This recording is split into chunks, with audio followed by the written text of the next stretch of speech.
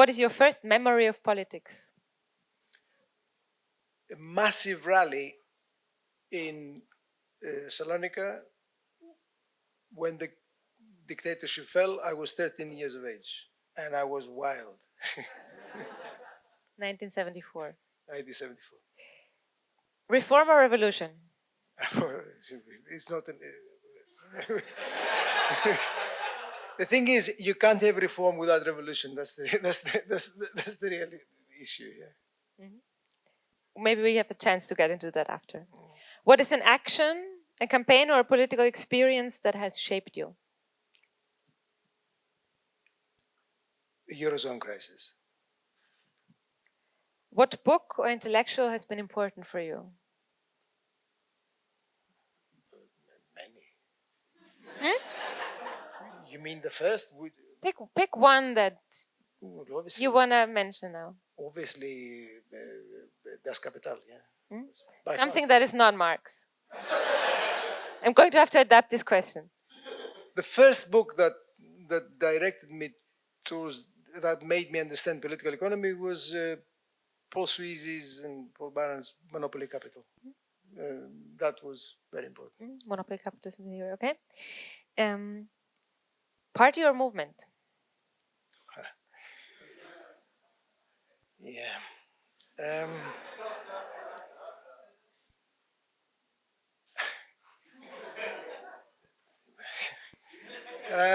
Some have said both. There can be no profound political, social change without a party. There can be no, but what kind of party?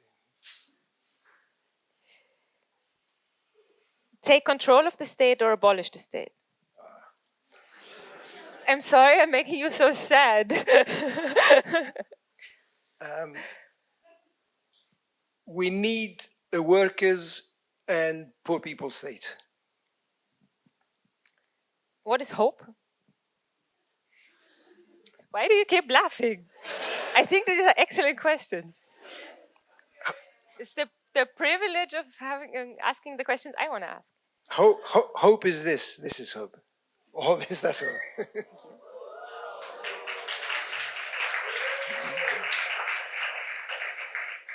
Cheesy. The people are cheesy. There's nothing cheesy at all about it. Not you. They are cheesy. What is courage? What is? Courage.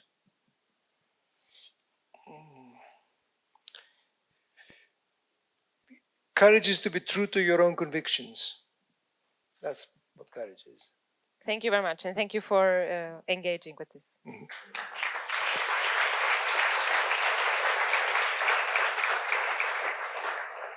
Okay, we'll pick up where we started in the first part, in the diagnosis of where we're at today, where the world economy is at, what is the state of the world.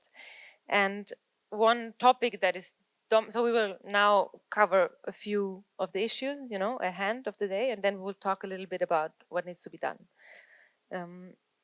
One of the issues that is really dominant right now is the rise of China. And you've mentioned that before in the beginning also. You've said while accumulation is weak in the core countries, like the US, Europe, Japan, there are new centers of accumulation emerging in the world economy, China, India.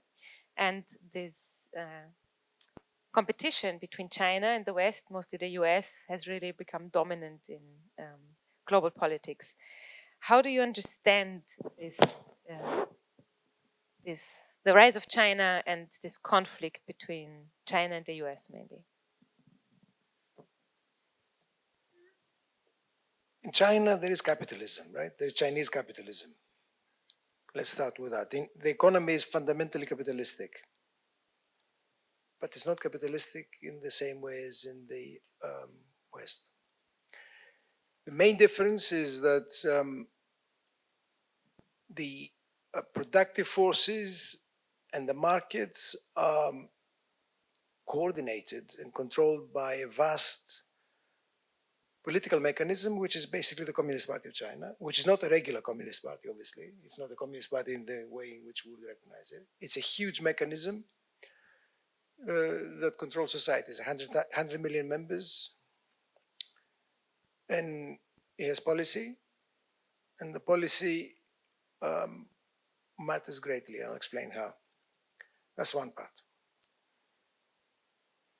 That goes together with the structure of economy, which pivots on public ownership.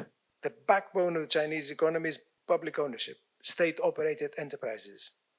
Don't let anyone tell you otherwise. That's the foundation, right? It's not private capitalism per se. It's state-operated enterprise. These are the big monsters, the giants. And they include the banks. Biggest banks in China are public banks. These large corporations are controlled by people who are members of the Communist Party. And the people who make the decisions, the CEOs, are not just members of the Communist Party, they are members of the Economic Committee of the Central Committee of the Communist Party. You understand? It's in that way that the Communist Party controls what happens. There is also private businesses. But the idea that private businesses confront the public businesses is wrong. There is no opposition that we can see between them. In fact, private capitalists often invest in public state-operated enterprises, and the state invests in private enterprises. So you get an interpenetration of private and public, no opposition, no class opposition per se. This system has allowed capitalism to proceed rapidly in China. The main advantage that they had was vast amounts of wage labor. The mobilization of the peasantry, shifting people off the land, which is characteristic of capitalism, took place on a gigantic level in China. Hundreds of millions of people, very low wages, originally. And that was the secret and the mechanism for capitalistic development. The true lever was huge investment. Unlike the West, investment in China has been gigantic. Gigantic in capacity, in transport, in buildings. The economy, the country has been transformed. So Chinese capitalism is run by the Communist Party, is controlled tightly by it,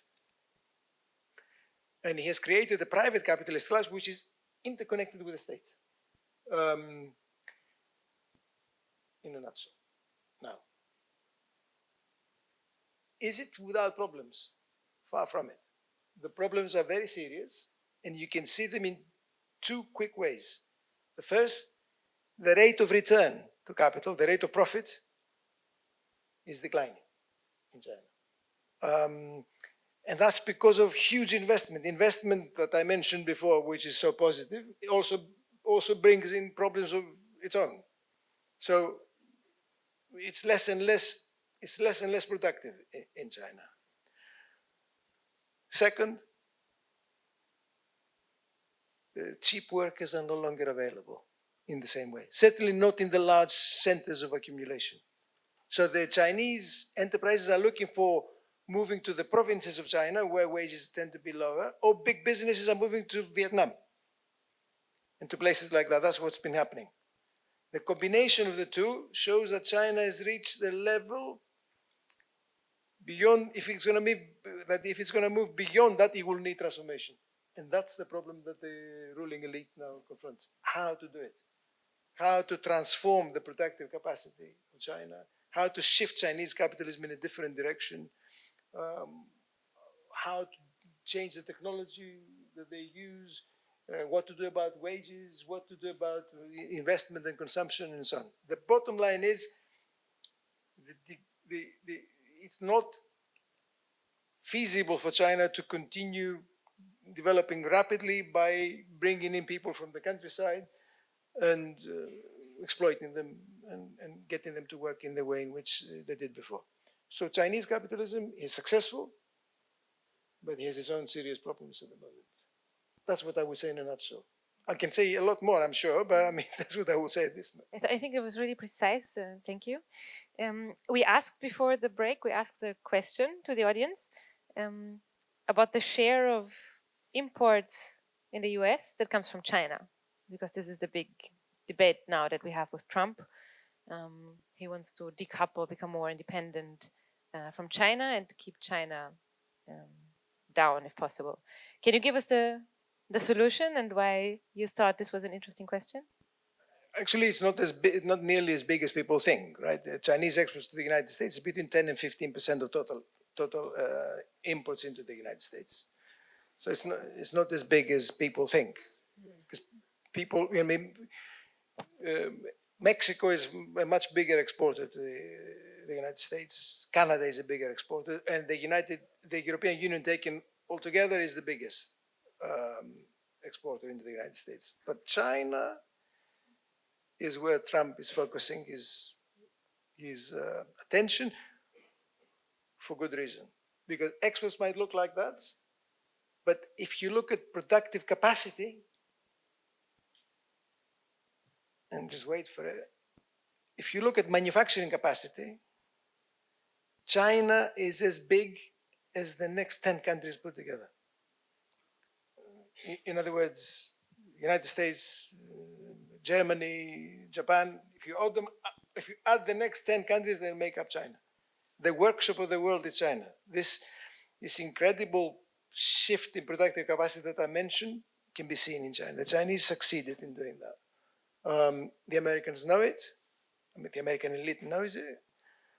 And what Trump is trying to do is obviously do something about the deficit. We can talk about that, the trade deficit, but also hit the Chinese, because he knows that this is where the contestation is coming from for the global market. So to return quickly to the quiz, we've had loads of good answers in the range of between 10 and 15%. So all these answers we counted as correct. And we had to draw 3 winners. So Rebecca, Francesco, and Logan Rose, you can afterwards all pick up your prize at the info desk. Thank you all for playing.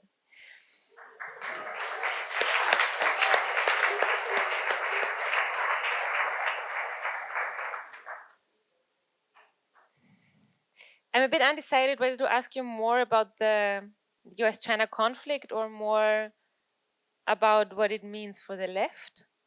Maybe let you pick what you think is more interesting. I think we can connect it, because, you know, we all look in the world situation right now and we see an incredible acceleration of hegemonic contests and the reemergence of imperialism. There's no question. In the most aggressive way, and of all places in Europe, right? It's like a toothless beast, but it's still as aggressive, right? So where is this coming from? It's a very, very important thing to come to terms with. And like I said before, globalization and financialization peaked and continue, but at the same time, you get independent centers of capitalist accumulation emerging. And that is really transforming the world. There is no periphery anymore, right? Or at least, no, I'm exaggerating. There is no periphery in the way in which it existed before. You know, my generation grew up thinking first world, second world, third world. Yeah, well, that was 40 years ago, right? So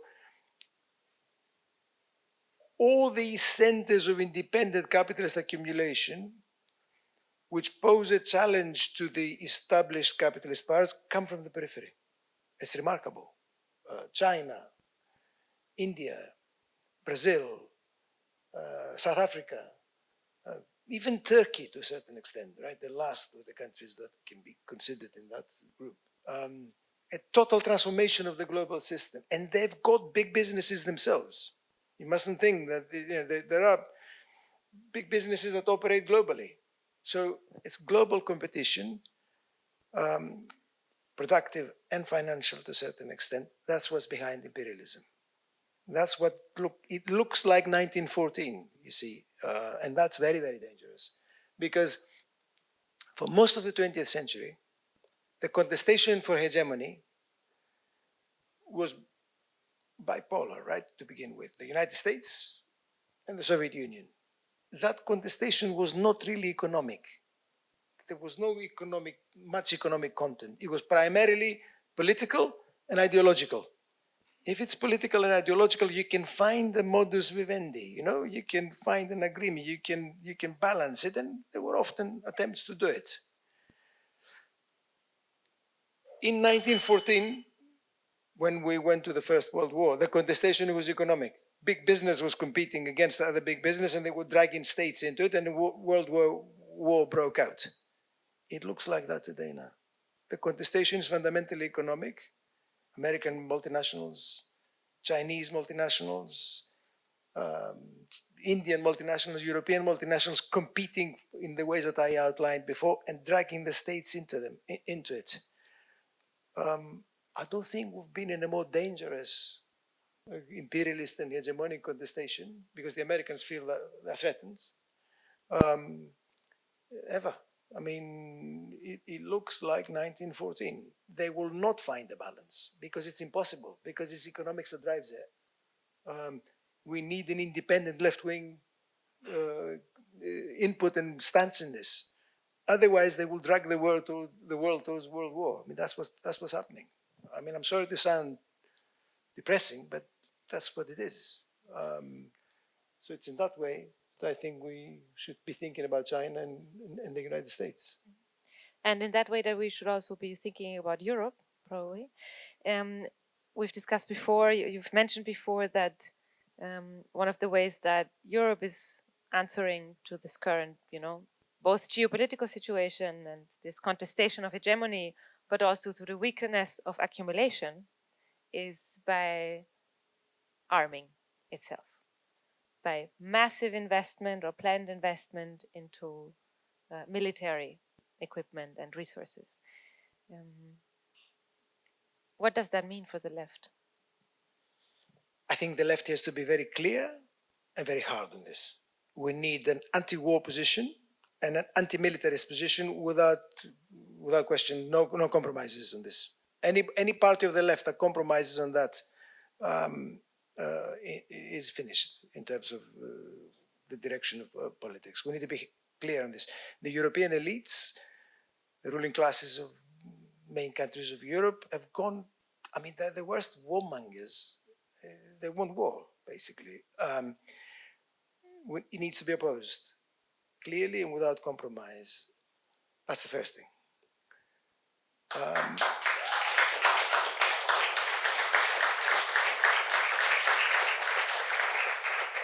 But having said this, we need to analyze it, right? What will it mean? What will it mean? What are they trying to achieve, and what will it mean?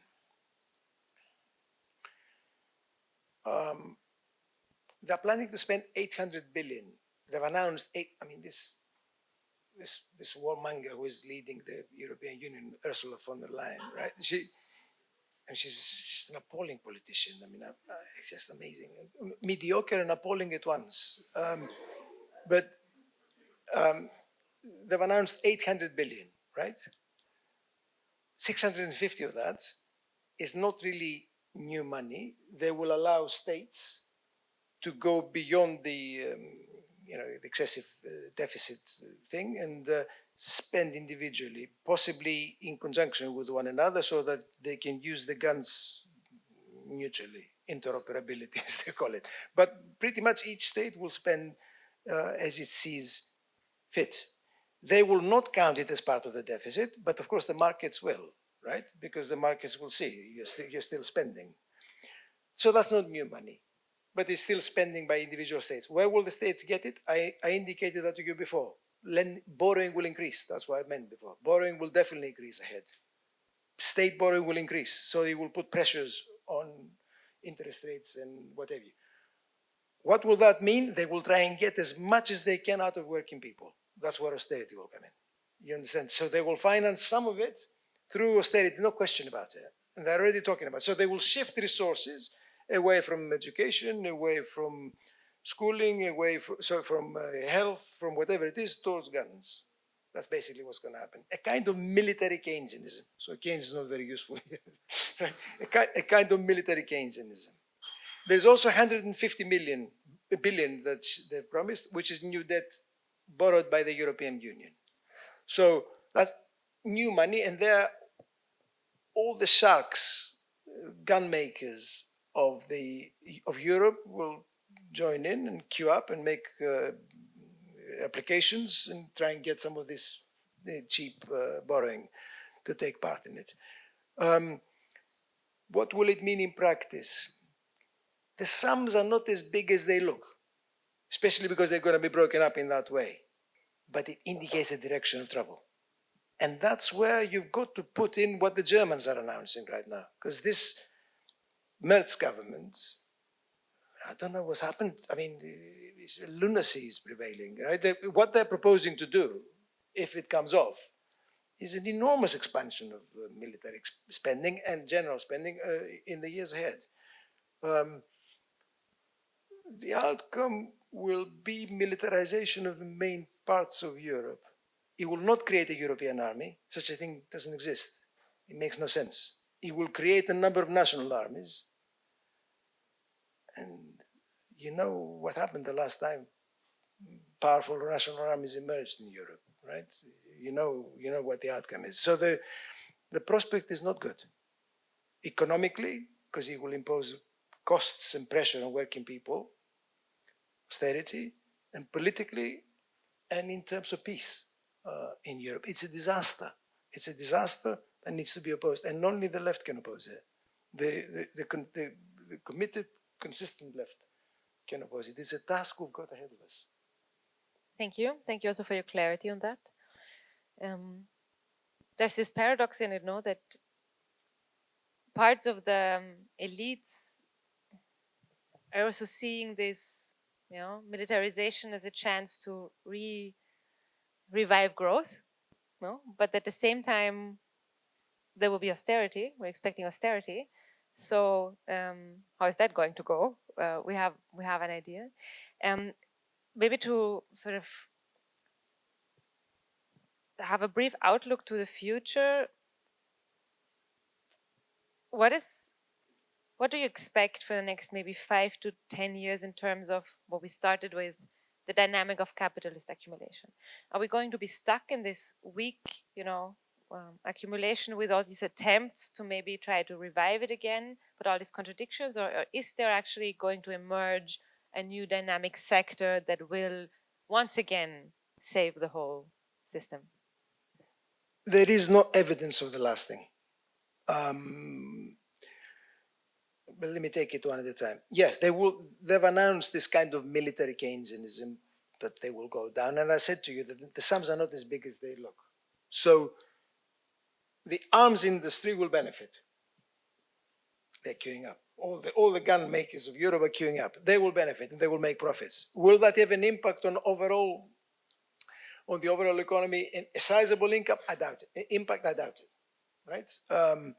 It just isn't there.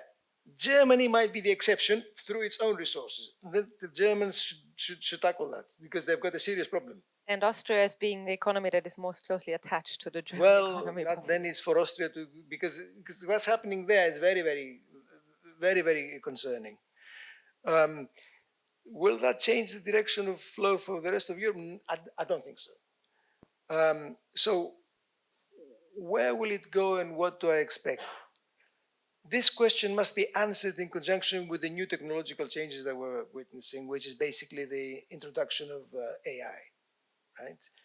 And there's a lot of talk about that, as you know, and I don't propose to go into it because that's a separate topic, right? All I can tell you is I've been doing economics for several decades now, and I must have seen 4 or 5 technological revolutions, right? So this isn't the first one. This isn't the first one. I must have seen 4 or 5 technological revolutions in the pages of the press and in the pages of economics papers and economics writing, none of which succeeded in transforming the direction of capitalism since then, since they began. I mean, the internet. Do you remember when the internet was introduced? It was going to do amazing things. Suddenly we're going to enter a world in which, I don't know, wonderful things will happen. Yeah, it has transformed the world, but where is the productivity growth? Where is it? Where is the impact in this way? So will AI do it? Not so fast, right? Maybe, I don't know. Nobody does, but not so fast, because much of this talk comes from the financial system, from the financial sector. It comes from people who really don't know very much, but they specialize in waffle, right? So maybe it will happen, maybe it will not. Not so fast. It will have an impact for sure. It will change lives. It will change the way we organize what we do, of course. Will it transform capitalism and lead it into a new era of rapid growth? Well, yeah, really. I mean, where is the investment that will do it across the board? And how will productive capacity shift away back towards the historic centers of accumulation? How will this happen? I see no plan, and I see no direction, organized direction in that way. And the evidence is Trump. Trump keeps talking about it, but if you add up what he says, how will he bring productive capacity back into the United States? I mean, anybody who can tell me this, I will propose them for the Nobel Prize in Economics, because it doesn't add up. So that's characteristic of it. So my best guess right now is, of course, continued change, of course, but no real transformation in a direction of dynamic growth and dynamic expansion of capitalism. I see no direction in that way. And if this is the assumption that we have about the future, and we are politically active, we want to change, the system, we want to create better conditions. What do you think we need to focus on? So you've mentioned the left's necessary stance against war and militarization. And if we're not getting a new leading sector of capitalism, financialization might be weak in terms of development, but it's here to stay. How do we fight financialization? I would say that alternative proposals, coherent proposals must be tabled and must be formed and tabled. And I'll come to how they will become a reality in a minute, or how I think they might become a reality. But they should be formed and tabled in political debate across Europe. They must have three axes, in my judgment. The first is economic restructuring. The left must propose consistent and coherent things about economic restructuring. This means, of course, opposing austerity, of course, but that's not enough now. We must also propose a transformation of the productive model. We must also propose a transformation of how production is undertaken, what happens at the point of production, how production is organized, the model that we use in our economies, the supply side, if you like, the creation of wealth. We must propose dramatic changes in that way, shifting the balance away from capital towards labor. That's a difficult thing to do, because we also have to take into account protecting the environment and defending nature as this happens. But we need new ideas about that. That's the first axis, if you like, the first part of what we need to do. The second is, already mentioned, geopolitics and being against militarization. We need the peace movement. We need to put across proposals for a peace movement against militarization, against the drive towards imperialist war, and a foundation for true internationalism. And the third is a focus on democracy and the operation of state mechanisms domestically. In other words, popular sovereignty and how that is a reality and how it becomes national sovereignty. In other words, we've got to recapture the old ideas of wanting to make our own countries speak in an internationalist language, which is the language of the working people, right? To speak the language of the poor, basically, to have popular sovereignty that becomes also internationalism and national sovereignty. It's a very difficult thing, because the left has forgotten how to do it. We've lost track of that. There was a time when this came automatically to the left, but we've lost track of that. These three things are of fundamental importance, as far as I'm concerned, for any kind of proposals right now that might change direction of things. How we get there, which you might ask me. No. The key thing is, and you know it better than me, I'll finish with that. The key thing here is the left has become detached from the working class and from the poor. We know that. That's what's happened to us since the 80s, basically. We've become detached from the working class and the poor. The left used to be the voice, the tribune of the poor and the working class. And in many countries and parts of the world, you know, if you're a worker, even if you were not of the left, you would recognize people of the left as of your own. Right? They were the same people as you. They ate the same food. They dressed in the same way. They sang the same songs. They smelled in the same way, right, as you did. That is no longer the case. There were parts of the left in Europe that you need 2 degrees, a master's and a PhD to part of the left, right? So we need to get back to rootedness. I know it's easy to say and it's very difficult to do. But without that, we will never succeed in making the program that I outlined a property of the masses. And as Gramsci said, we need something to become the knowledge of the masses in order to be effective. I know I'm telling you things that you know you've heard about, and I know I'm not giving direct solutions and easy solutions, but there are none, which is why what you're doing here is so important. You know, this small rebuilding of the left in Austria, despite the difficulties, of paramount importance as far as we are concerned across, you know, away from Austria. Thank you. Thank you for that, and thank you also for this outline that you provided. You said first, reorganizing production. Secondly, to take a stand against militarization, have a peace movement, and third, to reinvent democracy, popular sovereignty, to make it internationalist. I think this is an excellent framework to continue the discussion. I've mentioned to somebody in the break that this evening, of course, leans more heavily towards analysis of the current situation. We have other events in this series that lean more heavily towards strategy. The last evening that we had in December with Vincent Bevins, we talked mainly about movement strategy, so we're trying to keep a balance there. Of course, we cannot always do everything within one evening. We now have time to take a few questions from the audience. I will ask Mario to come forward. No, not by raising your hands. I'm sorry. I explained before that we're doing this with Slido. Sorry if I now created some false hopes. So Mario is the master of Slido. Costas, I will briefly ask you to lend your mic to Mario because we only have 2 and I can never let go. And Mario will take it from here. Yeah. Well, the first question that got the most votes has been kind of answered, but I'll read it out. What's behind the common part of the 800 billion defense fund in the EU? And is there a way that is not going to hinder our social systems? Yeah.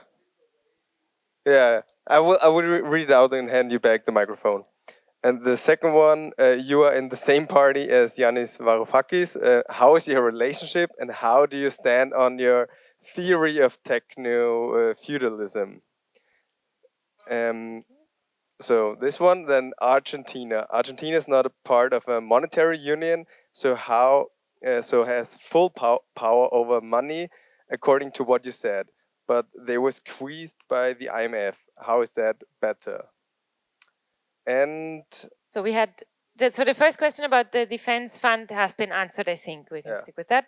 Then there's 2 very specific questions about Yanis Varoufakis and about Argentina. Do you have one that is a bit more general or in line with what we talked about, or is it another specific? I would ask you to take one that is a bit more along what we have discussed.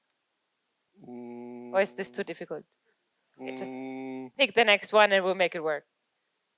Yes, no. The next one is... Okay, very nerdy people. Yeah, the next one, if you were the Austrian finance minister right now, would you choose to follow the deficit procedure or not? Nice question, we take that. Yeah? Let's do it, yeah, let's do it. Did you get the question? Yeah.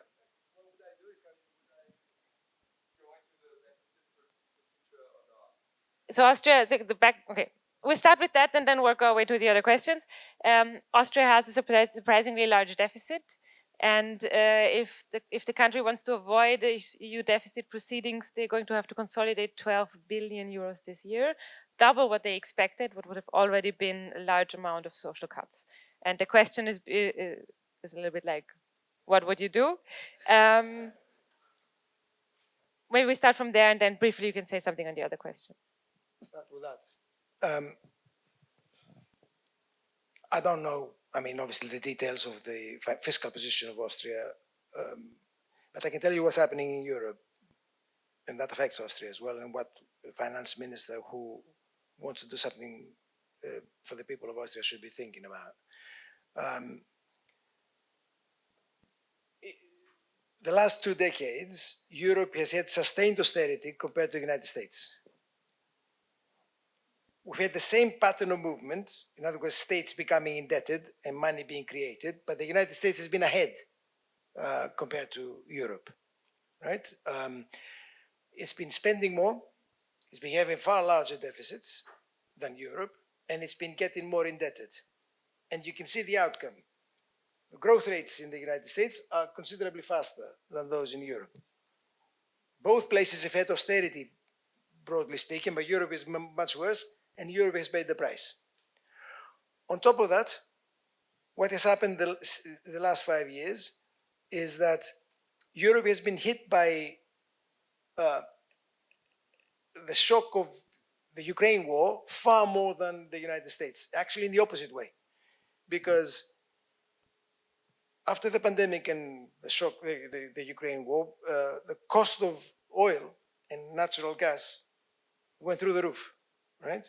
For Europe, that was a severe shock to production. It meant that European capitalist enterprises, their costs increased substantially, and countries in Europe had to pay more to get energy. Energy became far more expensive, and households in Europe have therefore felt that, and I'm sure Austria is the same. The cost of energy became substantially heavier for households and for businesses, less so in the United States. The United States is a producer of energy, and therefore there, the rising prices of energy put pressure on American households, but American capitalists benefited.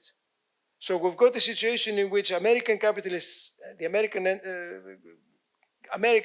United States is spending more, increasing the deficit, borrowing more and doing better and benefiting from energy prices, whereas Europe is doing the opposite.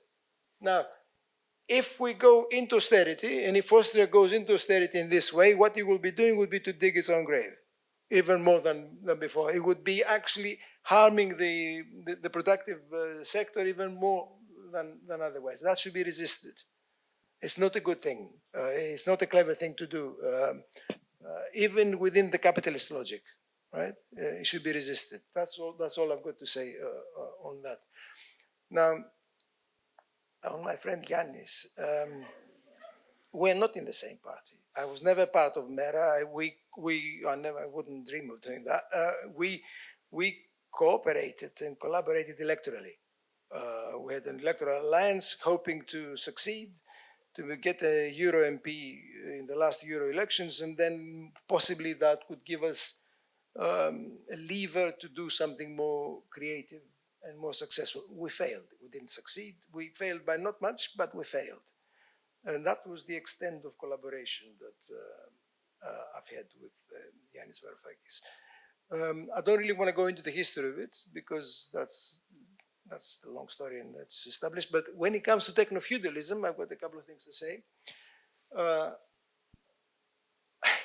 There's nothing feudal about the contemporary world, right? So feudalism is a terrible misnomer here. There's nothing feudal about it. These are big businesses. They're connected to the state. They're vast monopolies. They operate monopolistically. They bring the state into it, and they try and carve out a space for themselves. I'm talking about big tech, right? There's nothing feudal about it. Techno-feudalism is confusion, right? It's a very confusing term. Even when someone like my friend Cedric Durand writes about it, and he writes about it as well as it can possibly be, it's the wrong term to use. It's confusing, right? We need to analyze big tech. We need to be measured about it, and certainly not feudal. And the thing that you've got to bear in mind is that big tech, these large corporations, powerful as they are still not fully integrated with the rest of the economy. They're slightly apart. You should bear that in mind. They're a little bit a world unto themselves. Now, with AI, which I mentioned before, things might begin to change more broadly, but we'll have to wait and see, right? So that's all I've got to say on techno-feudalism. Just avoid the term. That's all. Thank you. We're going to wrap it up now. We will do two more things before we leave.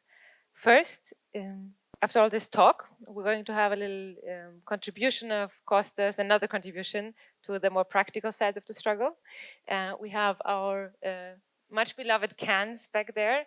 Alle Verhältnisse umzuwerfen. I always have to put the English translation of this quote, this Marx quote, on the paper because I can never remember it. So those of you who don't speak German, it is to overthrow all relations in which man is a debased, enslaved, forsaken, and despicable being.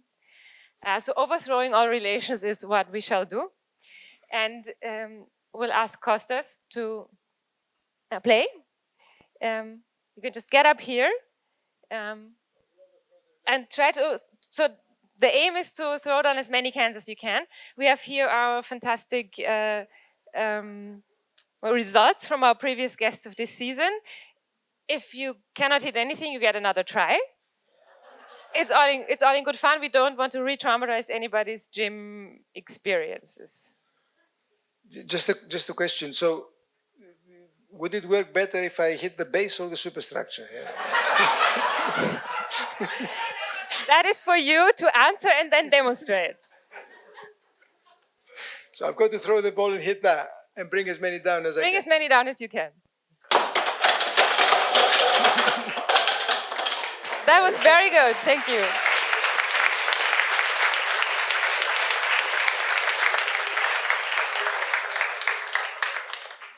A quick count gives me 13, but I will ask David, who is here, to come up and have a count and then write it on the board. Thank you, Costas, for playing. Thank you.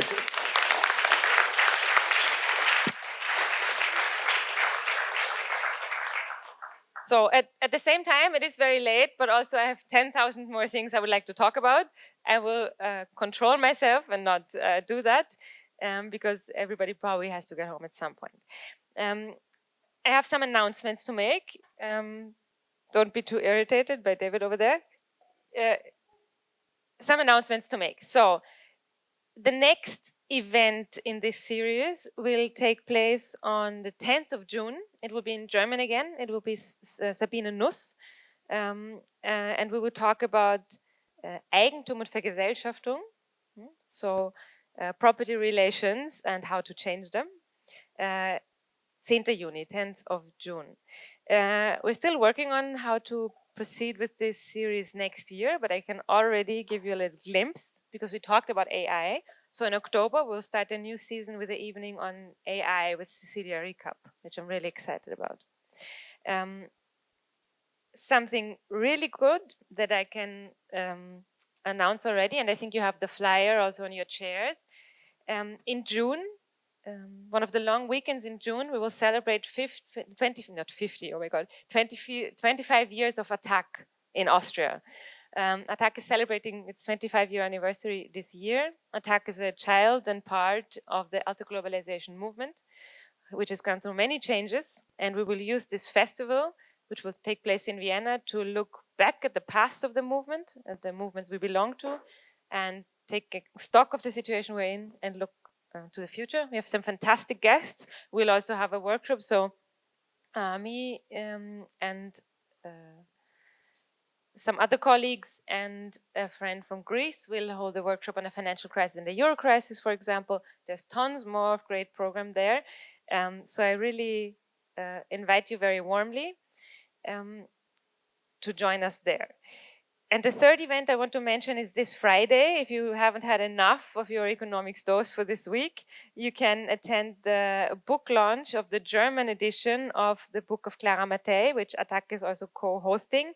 It's the German version of The Capital Order, How Economists Invented Austerity and Paved the Way Towards Fascism, but in German. But I think the event is still in English, so a little bit confusing. If I'm wrong and it's not in English, please correct me, somebody who is here and who knows better. But I don't think she speaks English. Thank you. I don't think she speaks German. But the German version just came out. So 3 events. I also want to ask you that if you can, and you haven't yet, to make a small financial contributions to this evening. We try to keep, or we definitely will keep this event free, because we want everybody to be able to join. But of course, we have some costs that we have to cover.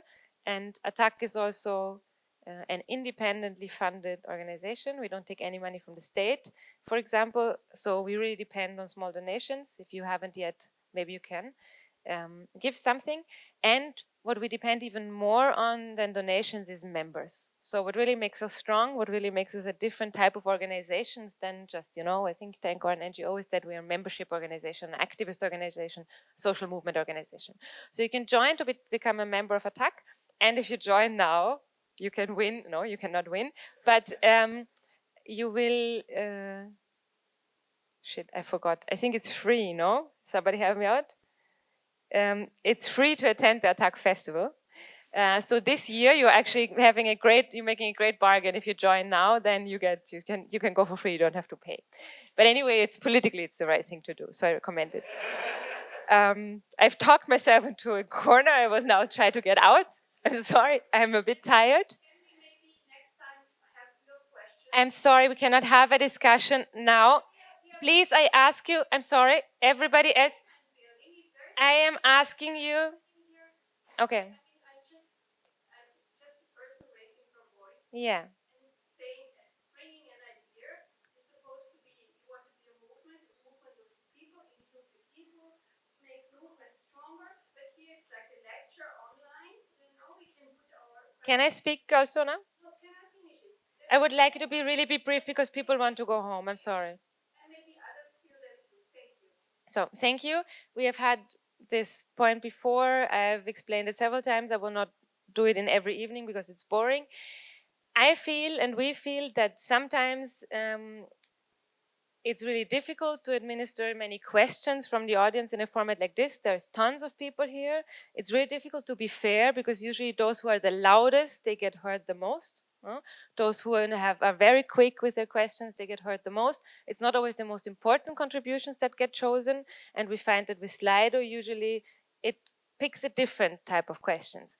One is selective in one way, one is selective in the other way. Both have problems. I think there are formats where it's really good to have broad audience debate, and then there's formats where we focus on something else. This is a format that we do because we want to focus on our guest, in this case Costas, and we want to hear as much as we can from him if he's in Vienna for once in a couple of decades. There's other formats where we talk more among ourselves, and I think both are really important. We have made the choice for this event to look like this. Some event will look in another way, and I'm very happy if you participate in the way we do it here. I would like to wrap up.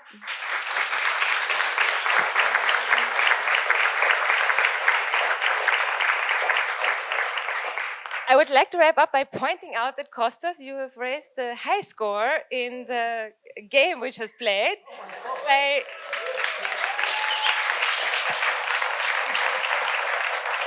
hitting not only 13, as I said wrongly, but 15 cans, so congratulations. Thank you for that. I want to thank you so much for coming to Vienna, especially to come here and talk to us, to take the time to be part of this format, and to engage with all the questions and some of the nonsense that we're doing. I want to thank all of you for coming and for being patient with us and for participating. It was really a lot of fun and very enriching for me. I want to thank all the Attac team who was here today to make this possible, to support us, because you can only see Costas and me, but so many more people work to make this possible. And to thank the team of Fluk behind the bar, back there at the Technik, and maybe I forgot somebody else, but thank you for coming. It was great. Thank you, Costas.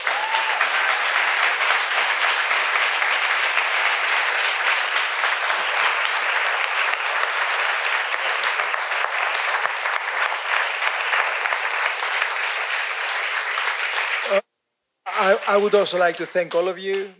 It's been a very great pleasure to be here. And I want to assure you that the heart of many people in Europe and across the world actually is with you. So keep at it, and good things will follow in Austria and elsewhere. Keep at it, and things will change. Thank you again.